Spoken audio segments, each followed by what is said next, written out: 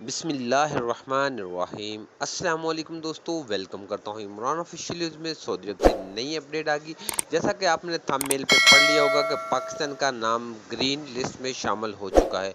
तो सऊदी अरब से वज़ीर दाखिला और वज़ीर ख़ारजा की तरफ से एक बहुत बड़ी मीटिंग थी। उसमें एक अहम फैसला हो गया। इन लोगों ने एक नई लिस्ट जारी की है, जिसमें कुछ ममालिक जो रेड लिस्ट से निकाल कर ग्रीन लिस्ट में लेके आए हैं, तो उसमें से पाकिस्तान का नाम भी ग्रीन लिस्ट में लेके आए हैं। पाकिस्तान का और बांग्लादेश का नाम ग्रीन लिस्ट में लेके आए हैं, रेड लिस्ट से निकाल दिया है। तो ये बहुत बड़ी खुशखबरी है। जो सऊदी अरब लोग जाना चाहते हैं, उनके लिए ये बहुत गुड न्यूज़ है। तो मेरे भाई, फ़्लाइट ओपनिंग के हवाले से भी एक इन लोगों ने खबर दी है।